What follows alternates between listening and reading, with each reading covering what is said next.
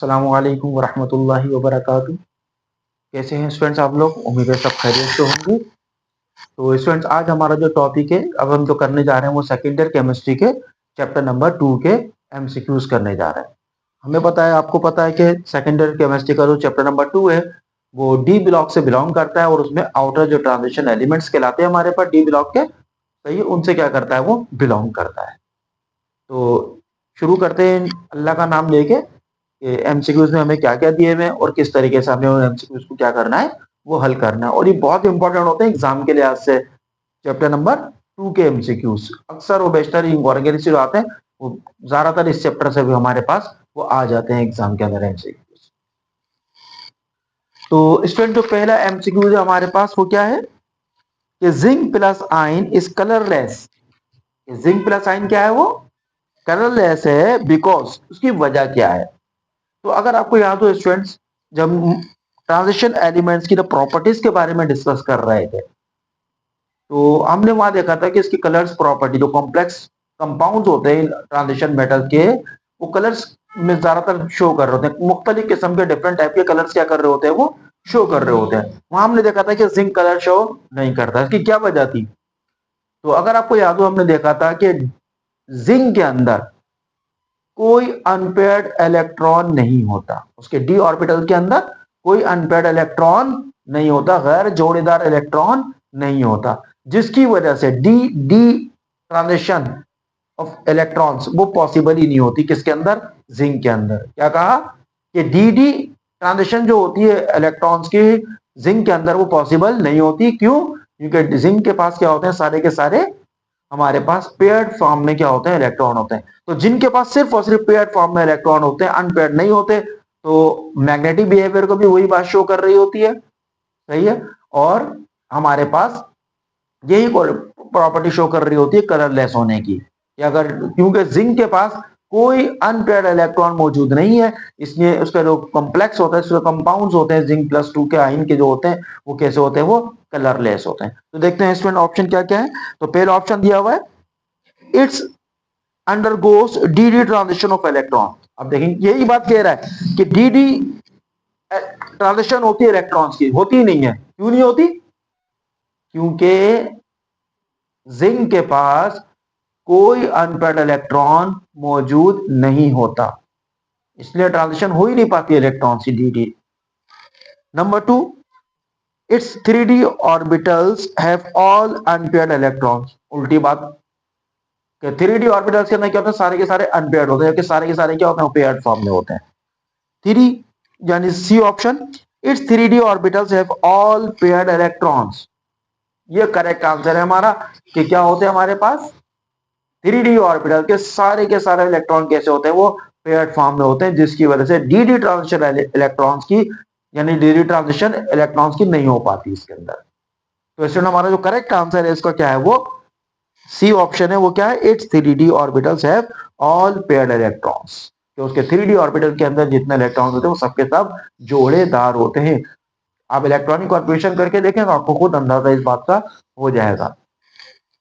तो चलते हैं स्टूडेंट एमसीक्यूज नंबर 2 के ऊपर। The coordination number of cobalt in Na4, एक आपको कॉम्प्लेक्स कंपाउंड दिया हुआ है, सही है, और उससे पूछ रहा है आपका कोऑर्डिनेशन नंबर क्या है कोबाल्ट का। तो पहले तो कंपाउंड लिखते हैं, क्या दिया हुआ क्या है हमें पे। तो क्या दिया हुआ है, Na4 कोबाल्ट की मेटल दी हुई है, और C2O4 ये दिया हुआ है हमें। और आपसे क्या पूछ रहा है कि इस कोबाल्ट का कोऑर्डिनेशन नंबर क्या है। तो देखिए, कोऑर्डिनेशन नंबर कहते किसे हैं, कि सेंट्रल एटम जो हमारे पास जो मेटल होती है, ट्रांजिशन जो मेटल इस कंपाउंड्स के अंदर, कॉम्प्लेक्स कंपाउंड के अंदर जो मौजूद होती है, उसके अराउंड, उसके गिर्द जो लिगेंड्स होते हैं हमारे, जैसे इसके अंदर हमारे पास ऑक्सीलेटो, हमारे पास क्या है, वो लिगेंड के तौर पे मौजूद है। कहीं NH3 अमाइन होता है, कहीं H2O वाटर होता है, कहीं क्लोरीन होता है, कहीं ब्रोमीन होता है, कहीं सल्फेट होता है। मुख्तलिफ किस्म के लिगेंड्स है जो कहीं ना कहीं मुख्तलिफ कंपाउंड में क्या होते हैं, मौजूद होते हैं। तो क्या कोऑर्डिनेशन नंबर किसे कहते हैं हम, कि जो सेंट्रल एटम है हमारे पास, जो सेंट्रल मेटल है हमारे पास, ट्रांजिशन जो मेटल है हमारे पास, उसके गिर्द जो बॉन्डिंग हुई है किसके साथ, लिगेंड्स के साथ, वो कितने टोटल नंबर ऑफ इलेक्ट्रॉन क्या कर रहा है, इसको दे रहा है, प्रोवाइड कर रहा है, किसको, मेटल को। तो अगर आप ऑक्सीलेटर को देखें तो इसके ऊपर जो चार्ज होता है वो -2 होता है। जो चार्ज है वो कितना है, -2। क्या चार्ज है, -2 है। अब ये टोटल कितने हमारे पास ऑक्सीलेटों की तादाद, यहाँ पे 3। तो हम क्या करेंगे, 3 को इस चार्ज से क्या करेंगे, मल्टीप्लाई कराएंगे। तो क्या आंसर आएगा हमारे पास, 3 × 2 = 6। इसका मतलब इस कोबाल्ट का जो कोऑर्डिनेशन नंबर है लिगेंड की वजह से वो क्या है हमारे पास, वो 6 आएगा। क्या आएगा हमारे पास, 6। मिसाल के तौर पे यहाँ पे लिगेंड्स की तादाद ये 3 नहीं होती बल्कि 2 होती, फर्ज कर लेते हैं 2 होती, तो क्या होता, हम 2 को इसके ऊपर जो ओवरऑल चार्ज है, इसके ऊपर जो वैलेंसी है इसकी, उससे क्या करते हैं, इसको मल्टीप्लाई करते हैं, 2 × 2 = 4। तो कोऑर्डिनेशन नंबर क्या हो जाता कोबाल्ट का, यहाँ पे वो 4 हो जाता। फर्ज कर लें यहाँ पे तादाद 1 होती, फर्ज कर लेते हैं 1 होती, तो इसके एक के ऊपर जो चार्ज वैलेंसी है इसकी ऑक्सीलेटर की वो कितनी है, -2 है, तो इसका कोऑर्डिनेशन नंबर भी क्या होता, वो 2 हो जाता। बात क्लियर हुई। कि कोऑर्डिनेशन नंबर कहते किसे हैं, तो जो लिगेंड मौजूद होता है वो कोबाल्ट से, यानी जो भी मेटल आपको दी जाए उसको कितने इलेक्ट्रॉन से क्या कर रहा है, उसे बॉन्डिंग कर रहा है, कहने के लिहाज से कितने लिगेंड्स उसके सराउंड क्या है, अराउंड क्या है, वो मौजूद है हमारे पास, कहने उसको हम क्या कहते हैं, उसका कोऑर्डिनेशन नंबर कहते हैं। तो हम क्या करते हैं, उसकी तादाद से, सिंपल लिगेंड की तादाद से उसकी वैलेंसी को क्या करते हैं, मल्टीप्लाई करते हैं, तो हमें पता चल जाता है कि कोऑर्डिनेशन नंबर है क्या। बात क्लियर हुई। तो देखें हमारा आंसर क्या होगा, 6। तो ऑप्शन क्या क्या दिए हुए, पहला ऑप्शन है 3, गलत है। 4, ये भी गलत है। सी ऑप्शन सही है, 6। इसका कोऑर्डिनेशन नंबर क्या बनेगा हमारे पास, वो 6 बनेगा। और जो डी ऑप्शन है वो क्या है हमारे पास, 7 है। अगर देखिए मैं आपको कोऑर्डिनेशन नंबर की डेफिनेशन भी बता दूं, तो कोऑर्डिनेशन नंबर की डेफिनेशन क्या होती है, the number of coordinate bond, the number of coordinate bond, यानी बनने वाले बॉन्ड की तादाद, कौन से वाले, कोऑर्डिनेट बॉन्ड की, सही है, एग्जिस्ट बिटवीन, जो पाए जाते हैं किसके दरमियान, बिटवीन द मेटल आइन, ये दो मेटल मौजूद है हमारे पास, जो क्या है, ये मेटल मौजूद है हमारे पास, एंड और किसके दरमियान, द सराउंडिंग लिगेंड, और जो इसके गिर्द को क्या मौजूद है, जो लिगेंड मौजूद है, सही है, उसके गिर्द जो कोऑर्डिनेशन कॉम्प्लेक्स बना रहे होते हैं लिगेंड इस मेटल के गिर्द, वो क्या कहलाता है, उसका कोऑर्डिनेशन नंबर कहलाता है। उसको निकालने का तरीका मैंने आपको बताया, लिगेंड की तादाद को उसकी वैलेंसी से क्या करते हैं, सिंपल मल्टीप्लाई करते हैं, तो हमें पता चल जाता है क्या आंसर इसका आ रहा है। तो सी आंसर करेक्ट है हमारा, वो 6 है। Number 3, an example of a bidentate ligand among the following is. अब बाइडेंटेंट का मतलब क्या है, जिसके ऊपर वैलेंसी 2 हो, -2 हो, बाइडेंटेंट, सही है। मोनो, सही है, भी हो सकता है वो एक वैलेंसी वाला। अब इसमें क्या क्या दिया हुआ है, हमें OH दिया हुआ है और उसके ऊपर चार्ज लिखा हुआ है, OH में माइनस, इसका मतलब ये तो सिंगल एक चार्ज रखता है, तो ये तो नहीं है हमारे पास ऑप्शन। दूसरा ऑप्शन यही दिया हुआ है, C2O4, उस पे चार्ज भी लिखा हुआ है -2, तो बाई के माने 2 क्या होते हैं, तो बाइडेंटेंट है ये, तो यही हमारा क्या है आंसर, करेक्ट है। और दूसरे भी देख लेते हैं हमारा आंसर, सही है। तीसरा दिया हुआ है Cl-, अब देखें इस पे चार्ज कितना है, सिंगल चार्ज है, इसका मतलब ये बाय तो नहीं है। नंबर 4 ऑप्शन दिया हुआ है हमें CN, साइनो दिया हुआ है, साइनो पे चार्ज क्या शो किया हुआ है, इसने -1 किया हुआ है, इसका मतलब ये भी बाई नहीं है। तो बाइडेंडेंट कौन है हमारे पास, C2O4 ऑक्सीलेटो है हमारे पास, इसका मतलब हमारा बी ऑप्शन क्या है, वो करेक्ट है। बहुत ही सादा सा सिंपल सा क्या था, ये MCQs था। नंबर 4, अ हाईली पैरामैग्नेटिक आइन अमंग द फॉलोइंग इज, कि सबसे ज्यादा पैरामैग्नेटिक आयन जो नीचे आपको दिए हुए हैं एटम या आयंस की शक्ल में जो दिए हुए हैं हमारे पास, उनमें से कौन सा है। तो पैरामैग्नेटिक जो मैग्नेट से क्या होते हैं, अट्रैक्ट होते हैं। पैरामैग्नेटिक किसे कहते हैं, जो मैग्नेट से क्या होते हैं, अट्रैक्ट होते हैं। और डायमैग्नेटिक जो मैग्नेट से अट्रैक्ट नहीं होते। तो इनमें कह रहा है कौन सबसे ज्यादा पैरामैग्नेटिक एलिमेंट है। तो सिंपल सा तरीका तो ये होता है कि आप इसके इलेक्ट्रॉनिक कॉन्फ़िगरेशन करके देखें, जिसके पास सबसे ज्यादा अनपेयर्ड इलेक्ट्रॉन होंगे हमारे पास, वो सबसे ज्यादा क्या होगा, पैरामैग्नेटिक होगा। तो इसमें जो ऑप्शन दिए हुए हमारे पास Fe2, Fe+2 है, Fe+3 है, कोबाल्ट+2 है, क्रोमियम+3 है। तो स्टूडेंट आप अब इस चीज को देखें, मैं आपको आंसर बता रहा हूं। आयरन क्या है यहाँ पे, सबसे हाईली पैरामैग्नेटिक क्या है, ये एक आयन है हमारे पास। वजह मैंने आपको बताई कि आपने क्या करना है, इसकी इलेक्ट्रॉनिक कॉन्फ़िगरेशन करके देखनी है, फिर आपने देखना है कि किसके पास सबसे ज्यादा अनपेयर्ड क्या है, हमारे पास इलेक्ट्रॉन मौजूद है। सही है, तो आप देखेंगे जब आप आयरन+3 की जब इलेक्ट्रॉनिक कॉन्फ़िगरेशन करेंगे तो सबसे ज्यादा अनपेयर्ड इलेक्ट्रॉन कहाँ नजर आ रहे होंगे आपको, Fe के अंदर वो नजर आ रहे होंगे। तो आप फौरन समझ जाएंगे हमारा ये आंसर क्या है, वो सही है। क्लियर है, आप इसको करके देखिएगा।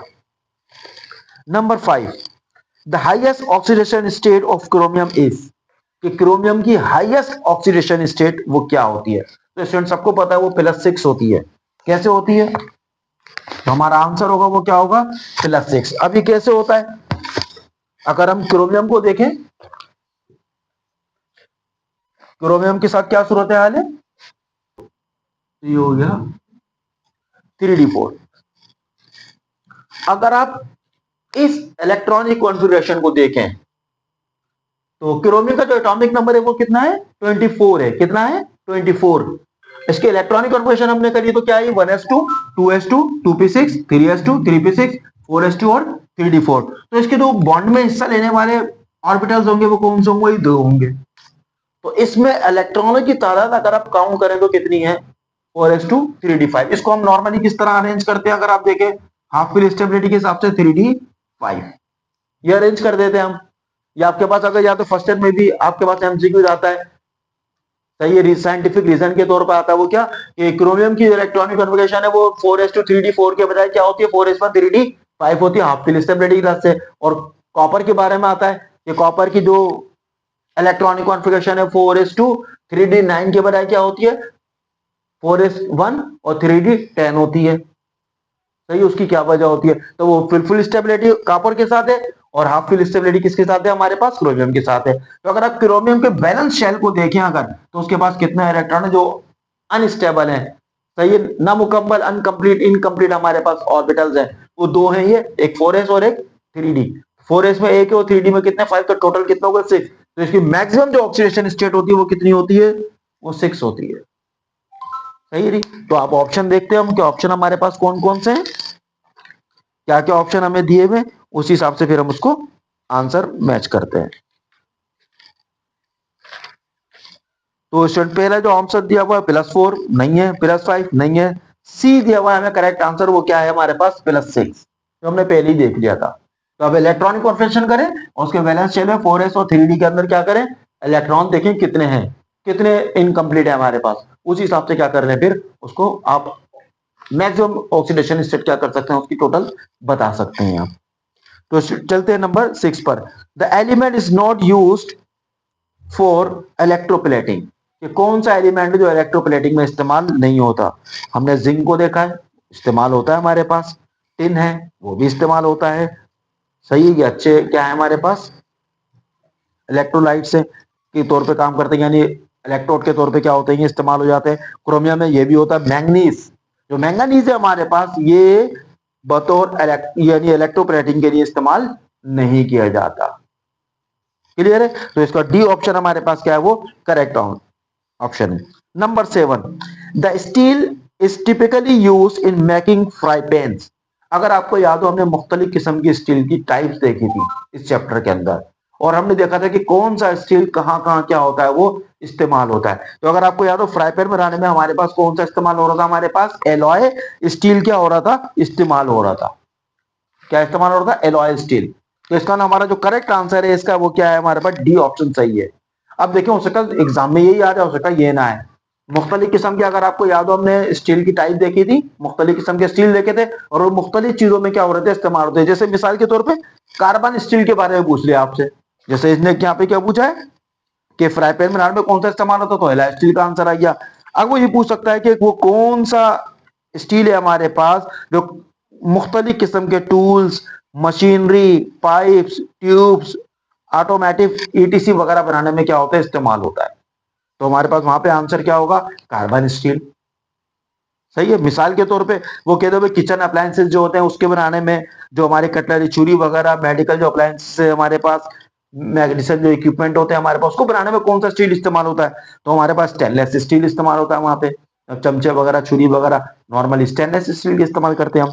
इसी तरह जो टूल स्टील है, एक टाइप हमने देखी थी टूल स्टील की, वो किसके काम आता है, वो जैसे ड्रिल मशीन वगैरह में बर्ने वगैरह इस्तेमाल होते हैं, इस तरह के जो औजार होते हैं हमारे पास, उनको बनाने में क्या होता है, वो इस्तेमाल होता है। जबकि जो एलॉय स्टील था हमारे पास क्या था, वो फ्राई पैन वगैरह बनाने में क्या होता था, इस्तेमाल होता, टोस्टर वगैरह जो होते हैं हमारे पास, उन चीजों में बनाने में क्या होता है, वो यूज होता है हमारे पास। सही है। तो इसका तो करेक्ट आंसर है हमारे पास क्या है, वो एलॉय स्टील। तो आपको बाकी दो तीन भी जो रहते हैं वो पता होने चाहिए, एग्जाम में कोई सा भी एमसीक्यूज वो आ सकता है। Number 8, the step which involve in the extraction of copper from, चलो कॉपराइट जो हमारे पास की और थी, याद है अगर आपको, इन द एलिमिनेशन ऑफ गज, सही है, इम्प्योरिटीज इज। सही है। अगर आपको याद हो जो कॉपर के एक्सट्रैक्शन में स्टेप देखे थे, तो उसके अंदर ये जो स्टेप होता है वो कंसंट्रेशन का था, यानी हम मेटल उसको और को क्या बना रहे होते हैं, कंसंट्रेटेड कर रहे होते हैं। सही है। उसको ताकतवर बना रहे होते हैं, यानी कि उसमें से इंप्योरिटीज को क्या कर रहे होते हैं, निकाल रहे होते हैं। तो वो प्रोसेस कौन सा था, अगर आपको याद हो, कंसंट्रेशन का था। फिर हमने रोस्टिंग वगैरह का भी देखा था। सही है। तो यहाँ पे ये जो जिसमें इंप्योरिटीज को हम क्या करते हैं, रिमूव करते हैं, वो क्या कहलाता था, कंसंट्रेशन का प्रोसेस। तो आंसर क्या है हमारे पास में, ऑप्शन नंबर क्या है, वो 1 है हमारे पास। देखिए आगे ऑप्शन नहीं है, रोस्टिंग वगैरह, स्मेल्टिंग वगैरह। तो कंसंट्रेशन को मतलब क्या होता है, हम कोशिश कर रहे हैं कि और हमारी क्या हो जाए, खालिश हो जाए किसी हद तक, कि उसमें से जो आसानी से अदले तो होने वाली इंप्योरिटीज उनको क्या कर ले हम, अलग कर ले। तो वो कंसंट्रेशन का प्रोसेस था। Number 9, 5D series of outer transition element is, के जो हमारे पीरियोडिक टेबल में 5D सीरीज जो है, 3D से स्टार्ट हो रहा है, 4D और 5D। तो 5D सीरीज जो है हमारे पास, सही है, उसमें कौन किस एलिमेंट से शुरू हो रहा है और किस एलिमेंट पे क्या हो रहा है, खत्म हो रहा है। तो इसलिए अगर आप पीरियोडिक टेबल का मुताला करेंगे तो आपको वहां पे पता चल जाएगा कि जो तीसरे जो कहने के हमारे पास जो डी ब्लॉक एलिमेंट जो स्टार्ट हो रहा है, सही है, यहां से जो स्टार्ट हो रहा है, ये ए से, ऐसे और ये से, ये 3D है, इसमें 4D ऑर्बिटल की फिलिंग होती है, और इसमें 5D ऑर्बिटल्स की क्या हो रही होती है, वो फिलिंग हो रही होती है इस सीरीज के अंदर। तो पूछ रहा है ये किस एलिमेंट से स्टार्ट हो रहा है और किस एलिमेंट पे क्या हो रहा है, ये खत्म हो रहा है, किस पे हो रहा है। तो अगर आप पीरियोडिक टेबल को जाके देखेंगे तो आपको पता चल जाएगा, इसमें जो ऑप्शन दिया हुआ सी वो करेक्ट है। सही है। एल ए से लेकर कहा एच जी यानी मरकरी तक जाके क्या हो रहा है, वो खत्म हो रहा है हमारे पास। क्लियर है स्टूडेंट। तो आप पीरियोडिक टेबल जाके देखें, बहुत आसानी से समझ में आ जाएगी बात। जो पहली सीरीज है जहां से डी ब्लॉक एलिमेंट स्टार्ट हो रहा है, वो 3D ऑर्बिटल की फिलिंग होती है उसमें, इनको 3D ऑर्बिटल फिलिंग इलेक्ट्रॉन कहते हैं, एलिमेंट्स कहते हैं। और जो सेकंड उसके नीचे सीरीज चल रही है वो 4D है, और जो उसके नीचे चल रही है वो क्या कहलाती है, वो 5D करके वो हमारे पास सीरीज होती है हमारे पास।